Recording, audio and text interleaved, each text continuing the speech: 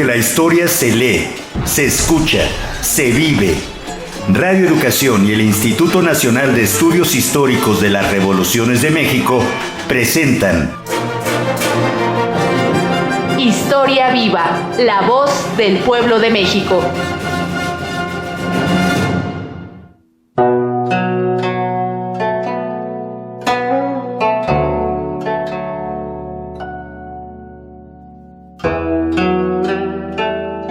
Bienvenidos todas y todos a Historia Viva, la voz del pueblo de México, un programa coproducido por Radio Educación y el Instituto Nacional de Estudios Históricos de las Revoluciones de México. Me da muchísimo gusto saludarlos, mi nombre es Ivette Mota y bueno, ahora que estoy de regreso agradezco muchísimo a mi compañera y amiga Alma Martínez por estar estas últimas semanas acompañando y me da muchísimo gusto también, por supuesto, saludar nuevamente al titular de este programa, el doctor Felipe Ávila. Felipe, ¿cómo estás? Buenas tardes. Muy bien, Ivette, mucho gusto. Te mando un abrazo solidario y todo mi cariño. Y bueno, me da muchísimo gusto compartir nuevamente contigo. Muchas gracias, igualmente. Yo contenta de estar nuevamente en Historia Viva y conociendo de la mano de los expertos toda la historia que ha construido nuestro país. Y, por supuesto, hoy tenemos una gran invitada. Ella es la antropóloga social y sinóloga Mónica Cinco Basurto. Muy buenas tardes, Mónica. Hola, Ivette, buenas tardes. Me da nuevamente mucho gusto estar con ustedes. Gracias, Mónica. Y bueno, pues en esta ocasión, amigas, amigos, continuaremos con el tema de la semana pasada sobre la inmigración china en nuestro país en el siglo XX y el antichinismo de algunos sectores de la sociedad mexicana desde el momento de su llegada. Para ello, bueno, como les comentaba, la especialista Mónica Cinco nos acompañará y nos llevará de la mano de esta historia. Antes de iniciar con este programa, yo los invito a que escuchen la siguiente semblanza para que conozcan quién es la doctora Mónica Cinco y regresamos.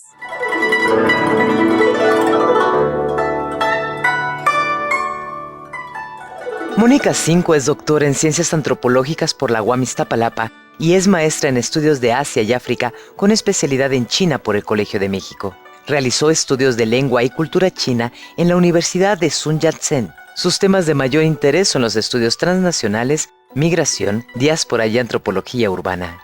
Ha desarrollado investigación de campo y archivo acerca de la migración de chinos a México. Cuenta con diversas publicaciones acerca de la presencia china en México, vista desde el enfoque antropológico e histórico. Es promotora del grupo Inmigraciones Chinas a México, a través del cual ha organizado congresos y exposiciones fotográficas para recuperar la memoria histórica de los descendientes de chinos en nuestro país. Actualmente es directora general de Fundación Educa México AC. Identifica a la doctora Cinco su tesis doctoral llamada A mí no me pueden volver a sacar, etnografía práctica desde los márgenes de la diáspora chino-mexicana, así como la de maestría, la expulsión de chinos de los años 30 y la repatriación de chino-mexicanos de 1960. Estamos de regreso en Historia Viva y agradecemos, por supuesto, a todas las personas que nos siguen en Facebook y Twitter. Por supuesto, nos han dejado comentarios mencionando que ya estamos también en Spotify, entonces eso además de mandar a las personas que nos siguen, un saludo a las personas que nos siguen por Facebook, por Twitter, recordar que nuestros programas de Historia Viva están en Spotify para que ustedes los puedan descargar y escuchar en el momento que mejor les guste, por si no nos pueden acompañar en vivo en los horarios de las emisoras 1060 de AM y 96.5 de FM, y por supuesto también a todas las estaciones que comparten esta señal a través de los diferentes puntos en la República Mexicana. Y bueno, Felipe, pues retomamos el tema de la inmigración china en México, pero ahora ya avanzados en el siglo XX. Y te pregunto, ¿cuál era el contexto social, político, cultural de la década de los 20 y 30 cuando se dio esta expulsión de las familias chino-mexicanas? Sí, Ivette, con mucho gusto. Bueno, ya habíamos comentado algo sobre estos temas en el programa pasado. Vamos a ahondar y desarrollar la narración que ya habíamos iniciado. El México de los 20s y 30s del siglo pasado es un México muy complicado, Ivette, porque es un país que está saliendo de una revolución social, de una guerra civil que desangró y que dividió a la sociedad mexicana durante 10 años. Un país con una economía destruida, un país que tiene una población que es menor a la que había al comienzo de la revolución en 1910, producto de la guerra, de las muertes, pero también de las enfermedades y en buena medida también de la migración, Ivette. Es un país que está tratando de reconstruir su tejido social, de reactivar su economía, de volver a tener un lugar en el concierto de las naciones. Es un país que no tiene capitales, que no tiene inversión, que tiene que tratar de llevar a cabo un nuevo proyecto de nación que surge de la Constitución Política de 1917, que significaba un nuevo pacto social, que trastocaba en buena medida las relaciones sociales, económicas y políticas en que había transitado México en las décadas anteriores. Y es un país que además está en una situación internacional también complicada. Entonces, los años 20 son años difíciles, son años en donde, aunque ya no hay una gran rebelión, eso no quiere decir que hayan sido años tranquilos, porque sigue habiendo rebeliones locales y sigue habiendo también insurrecciones armadas de sectores importantes del ejército triunfador de la revolución, que por los problemas de la sucesión presidencial se rebelan. Hay dos rebeliones en 1920, la rebelión de Agua Prieta que derroca y asesina al presidente Venustiano Carranza, y en 1923 la rebelión de la Huertista, que protesta por la imposición de Plutarco Elías Calles como candidato presidencial para suceder a Álvaro Obregón, y que arrastra tras de sí a la mayor, por lo menos a la mitad del ejército de esos años. Y también hay una rebelión, aunque más pequeña, un conato de rebelión en 27 ante la reelección de Álvaro Obregón, y después en 29. Pero además está también la Guerra Cristera, Ivette, que es en muchos sentidos una rebelión popular campesina que ocurre en el centro y el occidente de México por parte de un sector de la sociedad mexicana con fuertes tradiciones católicas y que se levanta en armas en protesta por el papel que asume el Estado mexicano posrevolucionario, al que consideran que está circunscribiendo y limitando su derecho a profesar la religión católica. Entonces los años 20 son años muy convulsos, Ivette, y los 30 no lo son menos, porque hay una gran crisis financiera a finales de los 20 en el mundo, la primera gran crisis económica del siglo XX, que tiene unas repercusiones terribles para la economía mexicana, porque ya había una enorme población mexicana que había migrado para trabajar en los Estados Unidos y que ante la crisis económica son obligados a regresar a México porque pierden sus fuentes de empleo y porque hay una política contra los migrantes y de defensa de la población estadounidense que hace que cientos de miles de mexicanos que estaban trabajando en el vecino país del norte sean obligados a regresar, y eso se constituye en una presión adicional para la sociedad y para la economía mexicanas. Los años 30 también pues, son los años en donde se consolida el gobierno de Lázaro Cárdenas como la cúspide, la culminación del proceso de la Revolución Nacional. Hay una enorme movilización popular y respaldo de buena parte de la sociedad mexicana a las reformas cardenistas. Y bueno, pues es en este marco en el que tiene lugar este tema que hoy vamos a platicar con Mónica acerca de la comunidad china asentada en nuestro país, que se mezcla con un sector de la sociedad mexicana, y pues todas las vicisitudes terribles que les toca vivir en estos años. Así es, justamente. Mónica, nuevamente bienvenida a este programa. Y en este contexto que ya describía Felipe y en esta situación de violencia extrema que vivían los chinos, la comunidad asiática en nuestro país, ¿cómo evolucionó el odio hacia los chinos desde la matanza de Torreón en 1911 hasta esta segunda ola de racismo exacerbado en la década de los 30? Sí, Beth, pues mira, Torreón inaugura de manera masiva y explícita las agresiones en contra de la población china, pero durante las siguientes 2 décadas el racismo exacerbado vino en aumento. En prácticamente todos los estados del país donde había población china se inauguran estas ligas antichinas y se sofistica el sinorracismo combinándolo con elementos nacionalistas y patrióticos. De hecho, estas ligas antichinas se llamaban así, comités nacionales en defensa de la raza y de la patria. Y justamente lo que buscaban era establecer con quién podían casarse los chinos, en qué podían trabajar, dónde podían vivir, ¿no? Y fueron estos comités los que impulsaron en mucho estas políticas locales en contra de la población china en el país. ¿Cómo evolucionó? ¿No? Pues justamente sofisticándose, ¿no? Introduciendo elementos nacionalistas, introduciendo el elemento racista, tratando de argumentar que ir en contra de la población china pues eran actos de patriotismo de los mexicanos, hasta llegar a otro punto muy álgido que ocurre entre 1932 y 1934, que es justamente las expulsiones masivas de chinos que ya estaban naturalizados mexicanos, pero sobre todo de las mujeres mexicanas y sus hijos, que también salieron del país en este proceso de sinorracismo que llegó a un punto tan complejo al grado de quitarles la nacionalidad mexicana a estas mujeres y a sus hijos por considerar que no eran dignos de tener esta nacionalidad. Y es que hay, bueno, una agresión más allá como de la simple lucha, ¿no? ¿Cómo fue posible una masacre como tal, la de Torreón, y la forma en que fue esta situación de los asesinatos, un odio que va más allá de la lucha, de una cuestión de guerra? Felipe, ¿cómo explicamos la xenofobia y el racismo en la élite revolucionaria durante la posrevolución? Y en personajes como José Vasconcelos o Plutarco Elías Calles.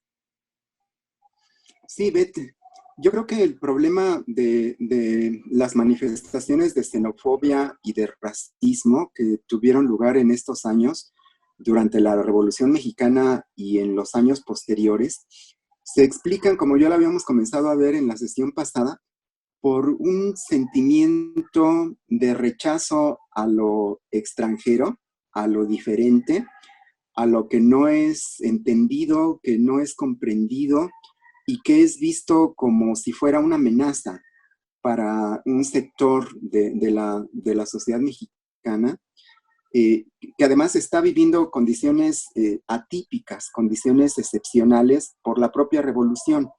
Las revoluciones provocan una gran movilización popular, pero trastocan el status quo, las relaciones entre las clases, las relaciones con el gobierno, provocan la desaparición de las instituciones y el surgimiento de una nueva legalidad y de una nueva manera de ser. Hay muchas venganzas, mucha justicia por propia mano, muchas reivindicaciones y mucha ambición también que se desarrolla en esas condiciones excepcionales. Y yo creo que una cosa que cada vez nos va quedando más clara es que en esta euforia revolucionaria que ocurre no nada más en México, sino en todas las revoluciones que conocemos en el mundo, hay un aspecto de nacionalismo y de agudización del sentimiento de identidad nacional, en donde un sector se agrupa, refuerza sus vínculos identitarios y considera que todo lo que no entre dentro de esa identidad que se está construyendo tiene que ser hecha a un lado, tiene que ser anulada, incluso que tiene que ser atacada y combatida.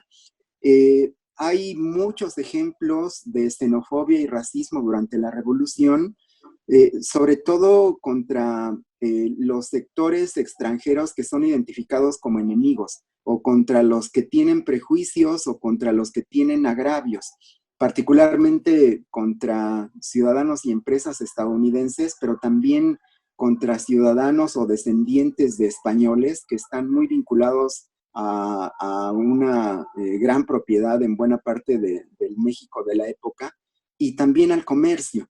Sí, hay xenofobia y racismo contra los estadounidenses y contra los españoles, pero también, y curiosamente, Ivette, hay esta xenofobia y racismo contra los chinos, que es una comunidad muy pequeña y muy vulnerable. porque no son grandes hacendados, no son grandes empresarios, no son grandes banqueros, no son muchos tampoco, son apenas unos cuantos miles que viven de su propio trabajo, que tienen dificultad para tener un nivel de vida digno para ellos y para sus familias, que se han ido integrando muy poco a poco a la sociedad mexicana, y que sin embargo en la revolución un sector de la élite política, militar y sobre todo asentada en el noroeste de la República, aunque no solamente, va desarrollando una xenofobia y un racismo muy agudos contra los chinos, viéndolos como enemigos, como amenaza, pero también como seres inferiores que no merecen estar en México y que no merecen tampoco mezclarse con mujeres mexicanas. Hay un sentimiento de superioridad y de racismo que es irracional totalmente, pero que sin embargo sucede. Y como bola de nieve empieza a crecer y llega a tener momentos realmente vergonzosos, como la matanza de chinos en Torreón, pero también en muchas otras agresiones contra la comunidad china, contra las familias chinas, contra las mujeres mexicanas casadas con chinos, contra los niños que son hijos de padre chino y madre mexicana, que son absolutamente irracionales. Y detrás de esto hay una concepción en donde José Vasconcelos quizá es su principal exponente, que considera que el mestizaje define la esencia de lo mexicano y que la esencia de lo mexicano es el ser mestizo, que es la fusión de la raza española con la raza indígena, en donde no cabe lo demás, en donde hay que abrirle paso a ese mestizaje, en donde lo que no entre dentro de las raíces históricas y culturales de lo mexicano y de lo indígena no tiene lugar. Es un proyecto que tiene mucho de racismo, a pesar de que trata de ser incluyente y tolerante, pero es algo en donde, por ejemplo, la cultura anglosajona no tiene cabida. Es un proyecto cultural y educativo en donde lo importante es rescatar las raíces de la mexicanidad que se entienden como la fusión entre lo español y lo indígena, pero que tiene como uno de sus centros el catolicismo, la religión católica, que es la que traen los españoles a estas tierras, y en donde hay un rechazo a la religión protestante, pero también a todas las otras etnias, a todas las otras culturas. Y bueno, en el caso de Plutarco Elías Calles, aquí es todavía peor, porque ahí ni siquiera hay una filosofía o una propuesta teórica o sociológica, sino que hay un odio visceral, incomprensible, de veras, irracional absolutamente. Entonces, pues es algo complicado de explicar, pero pues hay que tratar de entenderlo, porque pues sí fue un episodio que duró mucho tiempo y que representa uno de los ejemplos más vergonzosos de la conducta contra un sector extranjero y ya inmerso en la sociedad mexicana que tuvo lugar durante muchos años, Ivette. Así es, una sociedad que finalmente hasta nuestros días está presente. Mónica, tú escribiste una tesis para demostrar que demostrar que los factores de racismo y xenofobia en los años 30 se sumaron también temas como lo económico, pero para poder entender justamente cuál era la vida que tenían estos inmigrantes, cuál era la situación de la inmigración china en México en ese momento. Sí, gracias, Ivette. Pues mira, el tema económico siempre fue una de las banderas del antichinismo. Justo se les acusaba a los chinos de ocupar los trabajos que le correspondían a los mexicanos y de abaratar los salarios por lo barato de la mano de obra. Pero se hicieron muy visibles a las sociedades locales a través de las tiendas de abarrotes, de las lavanderías, de los restaurantes, y me parece que esto despertó las envidias y el resentimiento que se utilizaron como banderas antichinas. Y hubo dos grupos a los que especialmente las actividades de los chinos les generaron, digamos, mucho resentimiento. Uno fue la clase baja de trabajadores y agricultores, ¿no? Que fueron sobre todo los que acusaban de quitarles el trabajo, de abaratar los salarios, pero también la clase media de comerciantes. Me parece que desde ahí es donde surgen los principales argumentos del odio antichino y esta idea de empezar con las expulsiones entre estados y después del país. Sin embargo, salvo muy contadas excepciones, como por ejemplo el caso de Torreón y el banquero, ¿no? Justo donde ocurrió la matanza en el banco chino, los chinos, como bien apuntaba Felipe, no amasaron grandes fortunas ni eran dueños de grandísimas extensiones de tierra, solamente representaron, no representaban ni el 1% de la población extranjera en el país. Entre 1900 y 1949 solamente había casi 16,000 chinos en el país y la gran mayoría, el 53%, se dedicaba al comercio, se dedicaban a la agricultura en un 17% y el 25% trabajaba para otros chinos. Eso significa que era una población trabajadora y que era una población que de ninguna manera estaba ni acaparando el comercio ni robándole el trabajo a las mexicanas, como argumentaban los antichinos. Vamos a hacer brevemente una cápsula para conocer pues estos encuentros y desencuentros entre los chinos en México con la sociedad mexicana y continuamos con el tema en un momento más. Regresamos aquí a Historia Viva.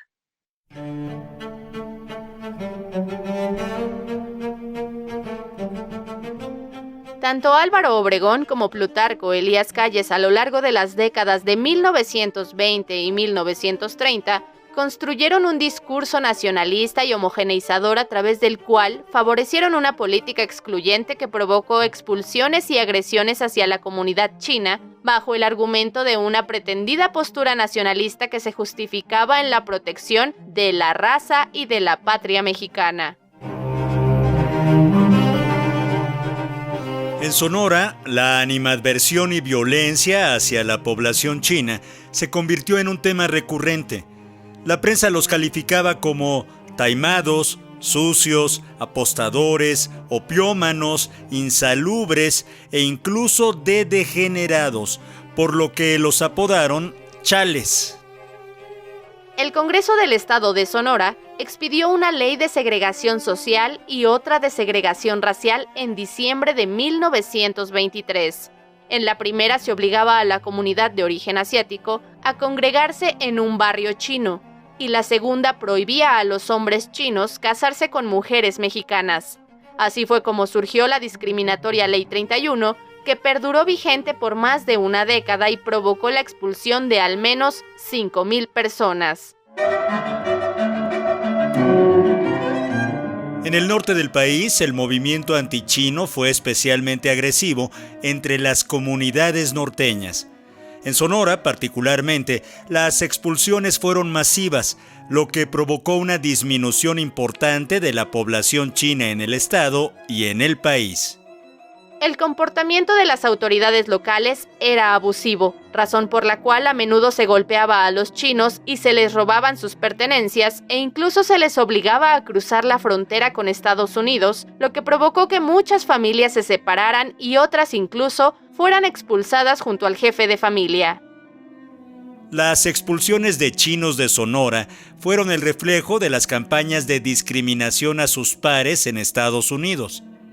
Estas acciones también generaron problemas internacionales con el gobierno del vecino país del norte, porque las autoridades municipales de Sonora obligaban a cruzar la frontera a los chinos con la idea de que fueran deportados hacia el país asiático a costa del erario de los norteamericanos y no del menguado presupuesto municipal y estatal.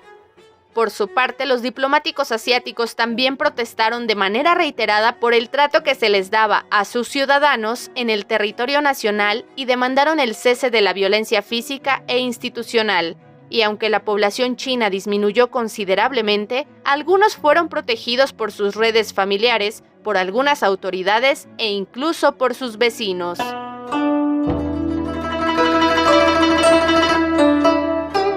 En la Ciudad de México, por ejemplo, los chinos no fueron agredidos, pudieron incorporarse al paisaje urbano como comerciantes dueños de los famosos cafés chinos o vendiendo productos exóticos en el barrio chino. A pesar de algunas repatriaciones de familias chino-mexicanas durante el cardenismo, fue hasta 1960 cuando pudieron regresar a nuestro país los chinos de ascendencia mexicana, por lo que en algunos casos los que regresaron al país eran los hijos de los expulsados durante la década de 1930, siendo algunos de ellos nacidos en China. Los repatriados durante la década de 1960 llegaron en 3 aviones con más de 100 pasajeros cada uno y regresaron al país con la esperanza de encontrar mejores condiciones de vida para sus familiares y en la búsqueda de la vida que habían dejado en México.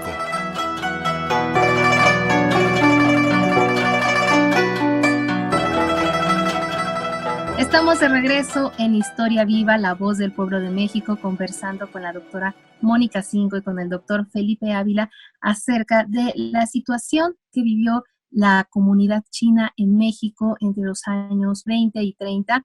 Y Mónica, nos explicabas, bueno, de los factores como el tema económico, ¿no? que representó esta mano de obra en México. Pero también hubo otro factor que quisiera preguntarte cómo influyó. La situación de la repatriación de miles de mexicanos de Estados Unidos entre 1929 y 1934. Sí, pues también como apuntaba ya Felipe hace unos momentos, las expulsiones de chinos y familias chino-mexicanas inician en 1932 y ya para esos años el país enfrentaba una crisis financiera que se traducía en desempleo y en malas condiciones de vida para la población. Recordemos, como bien decía Felipe, que teníamos muy reciente la Revolución Mexicana, pero también estábamos viviendo los efectos de la Gran Depresión de 1929 en los Estados Unidos. Y justo por esos años en este país inició también un movimiento anti-mexicano con muchos de los argumentos que se utilizaron aquí en contra de los chinos, en donde se acusaba a los mexicanos de quitar los trabajos, abaratar los salarios. Empezó a haber un odio anti-mexicano que se tradujo en repatriaciones masivas de cientos de miles de mexicanos, como bien apuntó Felipe, como decía hace un momento, y justamente esto generó fricciones, porque estas repatriaciones o estos mexicanos que venían de Estados Unidos justo se instalaron en las ciudades fronterizas con mayor población china. Hubo esfuerzos del gobierno de tratar de trasladarlos a sus lugares de origen, pero no hubo dinero que alcanzara. Incluso se pidió apoyo a los gobiernos estatales para trasladar a estas personas, pero no fue posible. Y es justamente ahí cuando inician las repatriaciones, las expulsiones, de población chino-mexicana. No quiero decir que la Gran Depresión fue el factor que detonó el sino-racismo, pero sí fue un factor que detonó muchos de los argumentos antichinos, porque teníamos el ejemplo de Estados Unidos y acá se utilizaron, y te digo, esta idea de acusarlos de quitar trabajos, abaratar salarios, afectar a la población local, etcétera, pues mucho se tomó del ejemplo de Estados Unidos, pero también el bono poblacional que no existía y que vino a poblar el país, también de alguna manera detonó y exacerbó este odio en contra de la población china. Felipe, por otro lado, con la llegada de Lázaro Cárdenas, ¿hubo algún cambio en el trato diplomático y el trato interno hacia la comunidad china en México? Sabemos que mucho tiempo después, en 1959, Lázaro Cárdenas, que bueno, ya era exmandatario, visitó en China y entrevistó a Mao Zedong. ¿Hubo algún cambio en ese momento? Yo creo que no hubo un cambio muy significativo, Ivette, porque con las expulsiones que se dan en los primeros años de la década de 1930 de la comunidad china asentada en México, hay protestas, desde luego, del gobierno chino, pero también hay protestas de Estados Unidos porque muchos chinos de los estados del noroeste de la República eran apresados de manera arbitraria y eran obligados a meterse al territorio estadounidense de manera ilegal. Estados Unidos protestó por ese trato, lo hizo también el gobierno chino, no hubo ningún cambio de los gobiernos mexicanos en esos años y se provocó una ruptura de relaciones. China rompió relaciones diplomáticas con México. Sabemos que el gobierno de Lázaro Cárdenas fue un gobierno progresista, un gobierno que se identificó con la lucha por las libertades y las democracias a nivel internacional, que condenó la invasión de Italia a Etiopía, que condenó el avance del nazismo en Europa que apoyó a la República Española, asilo a muchos de los que habían perdido, de los niños que habían perdido a sus padres, y también a muchos ciudadanos y ciudadanas españoles que tenían que huir de la persecución del franquismo para poder salvar sus vidas. Entonces, México en el gobierno de Lázaro Cárdenas ofreció una de las páginas más brillantes de la diplomacia mexicana, y se caracterizó justamente por ser una puerta de asilo. Incluso León Trotsky, que fue también otro de los grandes personajes que obtuvo el asilo y que estuvo refugiado en México durante ese periodo, dijo que el gobierno de Lázaro Cárdenas era el único gobierno hospitalario que había en el mundo en esos momentos terribles por el prácticamente inminente estallido de la Segunda Guerra Mundial. Pero con relación al problema chino, yo creo, y bueno, Mónica desde luego tendrá muchos más elementos que yo sobre este tema, yo creo que no hubo un cambio sustancial, porque realmente creo que se olvidó el gobierno de México de las familias mexicanas que habían sido expulsadas de manera ilegal y arbitraria de México, que habían sido obligados a regresarse a China, y que pues no les preocupó a los gobernantes de México las condiciones y la situación en la cual vivían, sobre todo las madres mexicanas y los hijos de familias de padre chino y madre mexicana que pues tuvieron que ser expatriados de manera violenta de su país. Yo creo que, bueno, sí hubo un retorno de algunas familias expulsadas en 37 y 38 durante el gobierno de Lázaro Cárdenas, pero yo creo que fue un acontecimiento menor. Yo creo que no hubo un cambio drástico, un viraje o una crítica hacia las expulsiones y un reconocimiento de culpa, sino más bien pues como un tratar de olvidar el tema y que pues se fuera quedando como una página del pasado, a pesar de que pues seguía habiendo ahí un problema agudo, quizá porque había otros problemas mayores, había un mundo en guerra o casi en guerra, había muchísimas presiones, internamente también había una situación muy complicada. Y yo creo que el tema de las familias mexicanas que habían sido expulsadas por su relación con hombres chinos no era de mayor preocupación para el gobierno de México, aunque creo que sí, pues hay que reconocerle a Cárdenas como dentro de esa apertura de puertas para recibir a refugiados de otros países, pues sí hubo la recepción de algunas familias que habían sido expulsadas y que pudieron regresar a México en esos años, Ivette. Y justamente en esta línea, Mónica, en este laberinto de la inmigración china en México, y ¿qué pasó con estas familias chinas en esta expulsión? ¿Hacia dónde se fueron? ¿Cómo vivieron? ¿Cuál fue su destino? Porque hasta ahí nos quedamos. Sí, antes de platicarte qué pasó con ellas, quisiera mencionar que las expulsiones ocurrieron de varias maneras. Primero ocurrieron entre estados. Hubo estados como Sonora y Sinaloa que expulsaban a su población china de su estado, y entonces así es como crecieron muchas comunidades como la Ciudad de México hacia el sur del país, o la misma Baja California que recibió chinos que venían expulsados de otros lugares.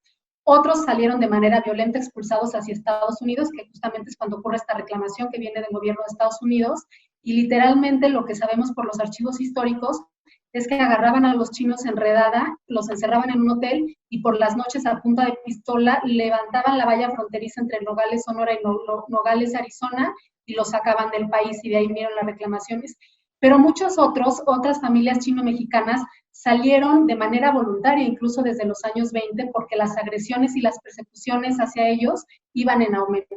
Sabemos este término chinera, ¿no?, con el que se les designó a las mujeres mexicanas, que muchas fueron apedreadas en la calle. Entonces muchas, aunque no querían irse a China, no les quedó de otra porque sus familias no las reconocieron. Ahora, ¿qué pasa cuando se van?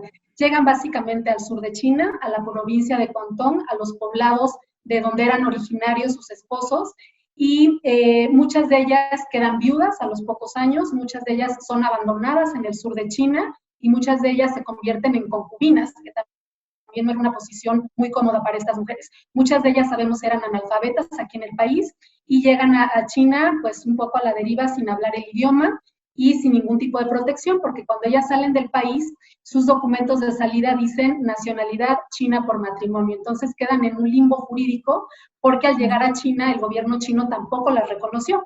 De hecho, hay archivos en donde los cónsules Fresco y Tello, ¿no?, que estaban en Tokio y en Shanghai, mandan de manera constante comunicación a la Secretaría de Relaciones Exteriores y de Gobernación pidiendo que se alertara a las mexicanas de no viajar al sur de China, porque la gran mayoría estaba viviendo en condiciones de pobreza, y ellos reportan a muchas familias chino-mexicanas, sobre todo las mexicanas, pidiendo limosna en el sur de China, es decir, en unas condiciones muy adversas. Incluso, empieza a haber una incertidumbre, porque de este lado, en el país, ninguna autoridad responde, no sabe qué hacer con estas mexicanas, porque en estricto sentido dejaron de ser mexicanas en el momento que salen del país, porque así lo decía su documento de identidad.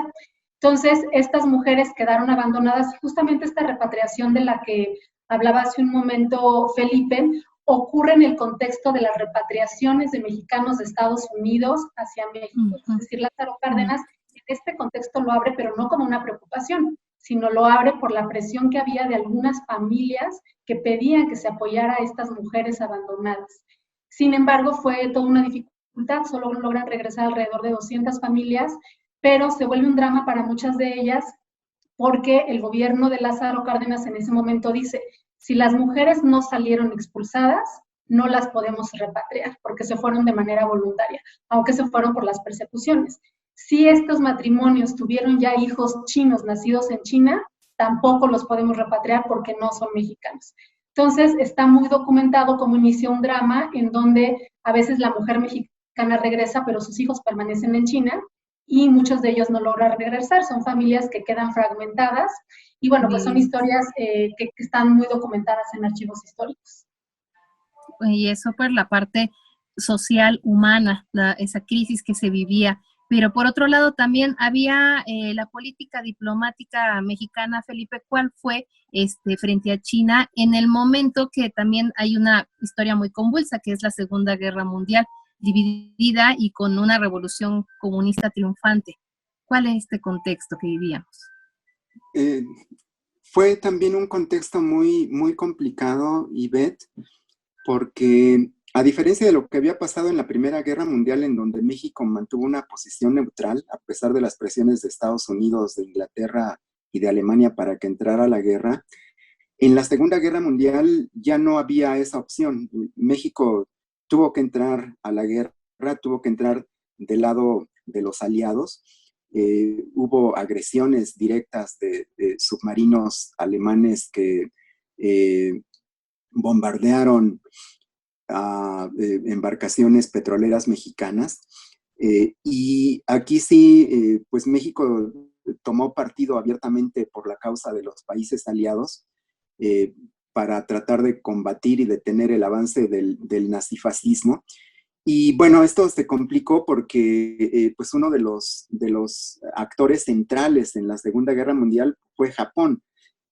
Japón invadió China, pero también atacó las bases militares estadounidenses en Pearl Harbor. Estados Unidos le declaró la guerra también a Japón, y México lo secundó. México aquí sí tuvo de manera modesta, pero también importante, una participación militar dentro de la Segunda Guerra Mundial con el famoso Escuadrón 201.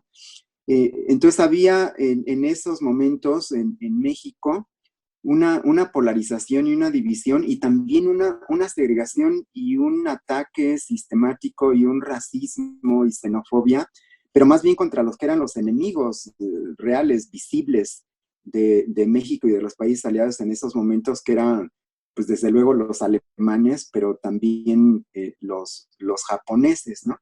Entonces, en estas condiciones, pues la verdad es que las relaciones de México con China tampoco eran una prioridad, porque además, aprovechando la situación que cambia con la Segunda Guerra Mundial y con la derrota de Alemania y de Japón, avanza la revolución comunista en China y hay una guerra civil prolongada en donde el Ejército Rojo, encabezado por Mao Zedong, logra tomar el poder y llevar a cabo pues, un proyecto de los más radicales en la historia del siglo XX de transformación revolucionaria de la sociedad.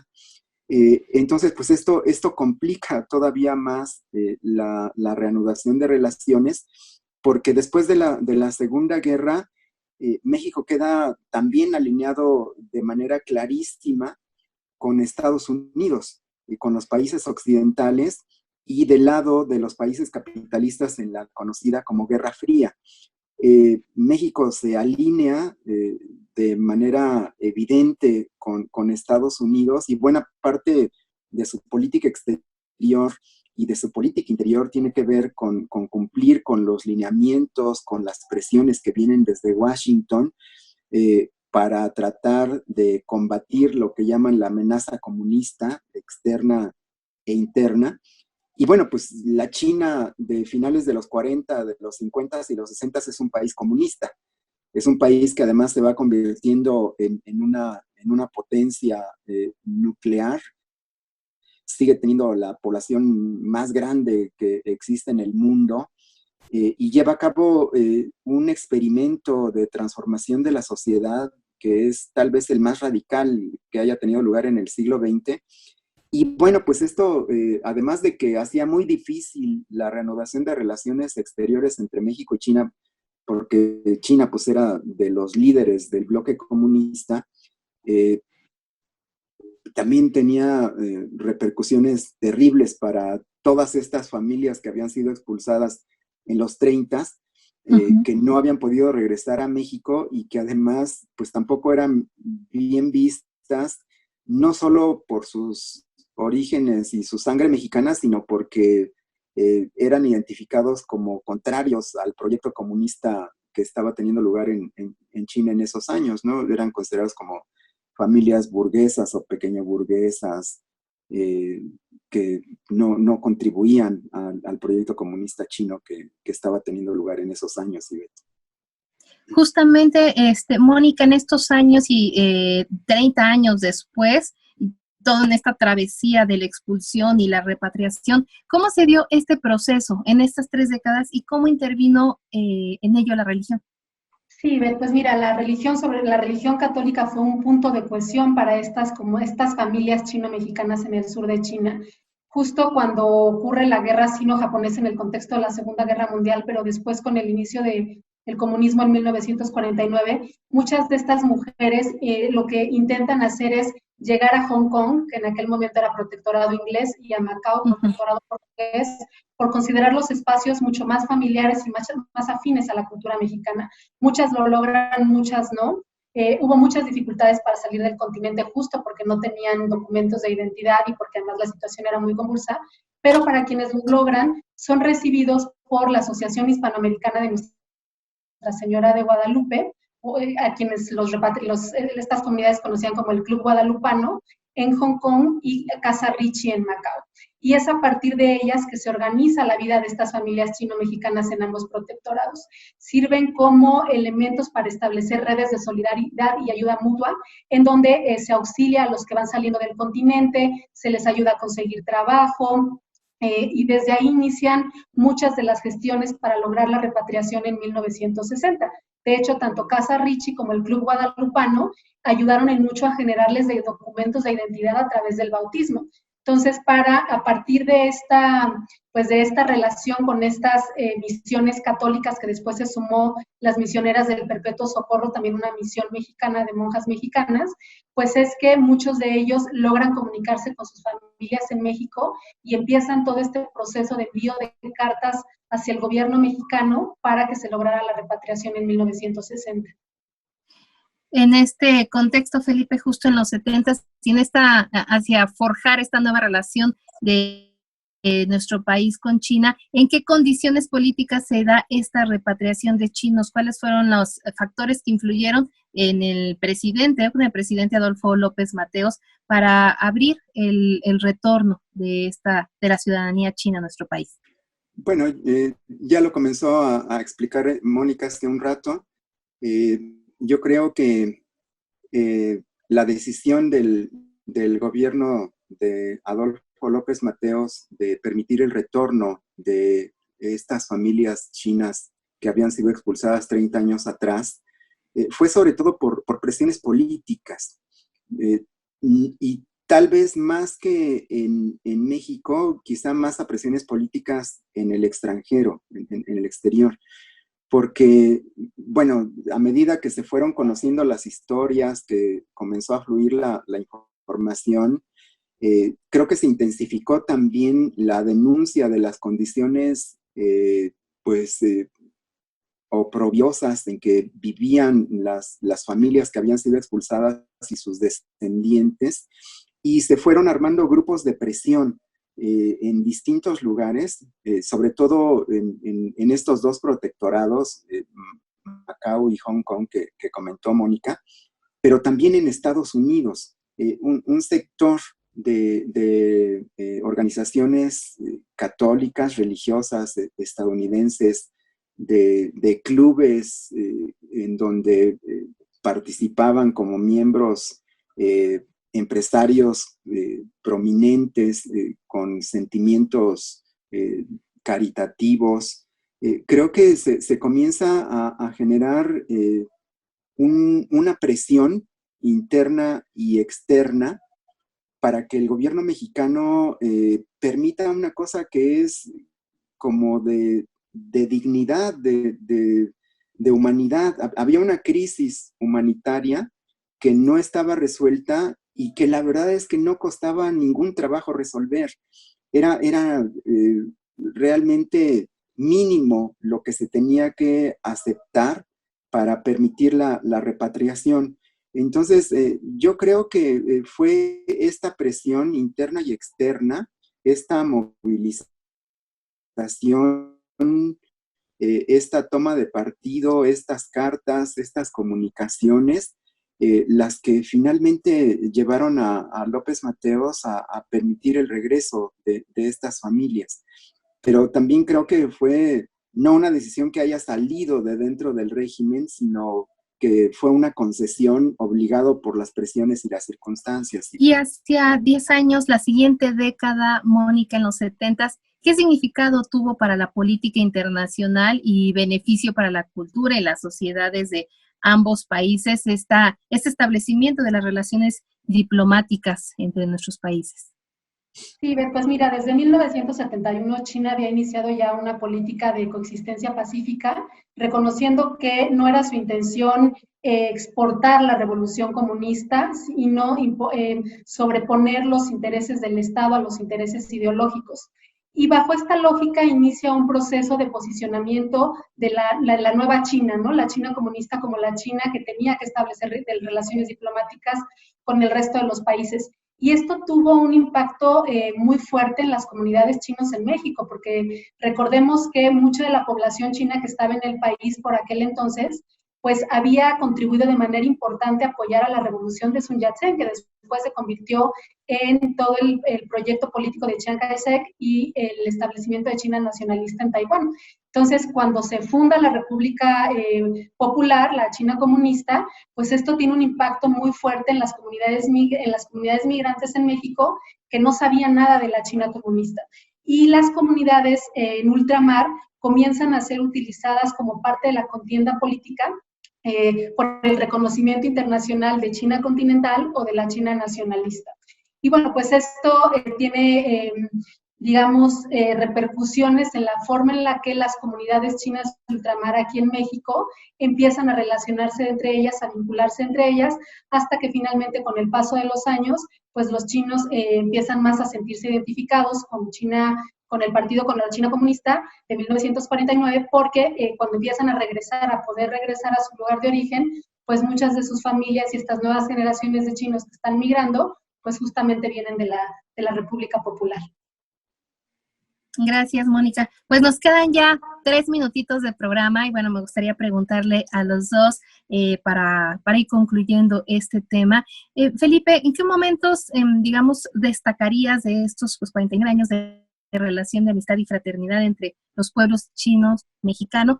¿Qué destacarías de esta relación? Bueno, yo creo que lo que hemos comentado en estos dos programas, Ivette, nos tienen que llevar a hacer una reflexión de una conducta que fue vergonzosa, que fue realmente lesiva para muchísimas familias de manera injusta.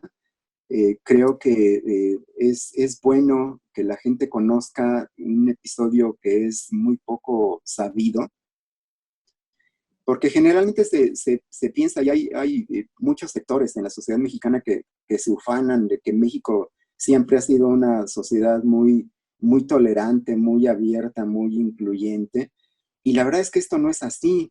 No solamente ha habido estos casos de xenofobia y racismo tan vergonzosos como la conducta de un sector de la sociedad mexicana y del gobierno y de los jefes militares contra la comunidad china, también contra otros pueblos, contra otras comunidades ha sido lo mismo, pero también internamente, Ivette, también el racismo y la xenofobia siguen siendo lamentablemente prácticas que son vigentes hoy día en México, contra la población indígena, contra los afrodescendientes, contra minorías étnicas, contra minorías religiosas, contra minorías sexuales, y pues es algo que no se puede permitir.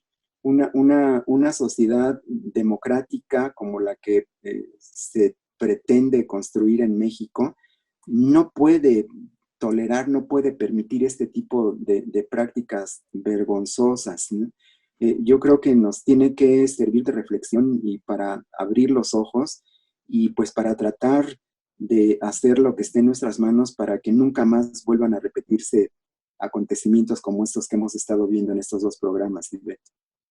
Así es. Mónica, ¿cuál sería tu perspectiva, bueno, en el panorama actual de gran intercambio? Porque hemos tenido un gran intercambio cultural, comercial y social en estos largos años de relación. Sí, pues a mí me parece que el saldo de las relaciones China-México son positivos. Prueba de ello es estos puentes aéreos que se establecieron el año pasado en donde China mandó toneladas de insumos para que México pudiera sobrellevar la pandemia. También la inauguración del Centro Cultural de China en México en 2016 para fortalecer los lazos culturales entre los dos países.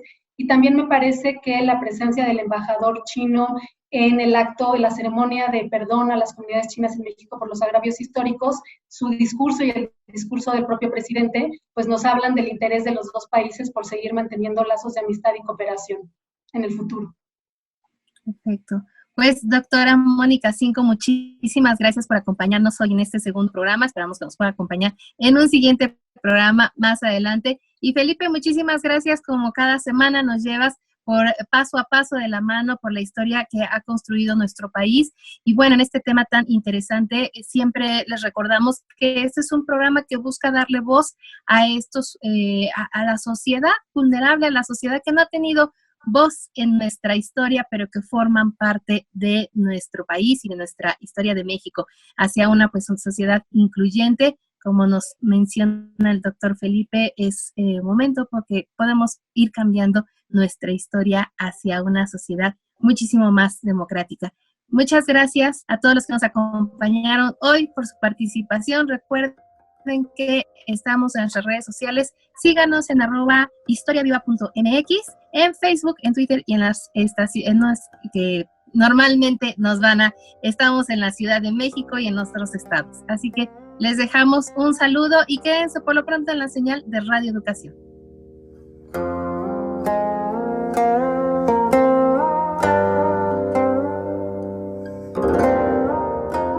Participamos en este programa Oscar Guerra, José Ángel Domínguez, Laura Viadas, Alma Lilia Martínez, Salvador Castro, Daniel Librado Luna, Claudia Segura, Felipe Ávila, Ivette Mota, bajo la producción de Mario Ledesma.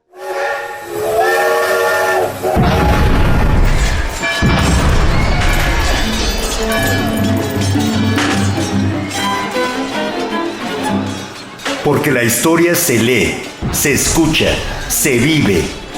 Radio Educación y el Instituto Nacional de Estudios Históricos de las Revoluciones de México presentaron Historia Viva, la voz del pueblo de México.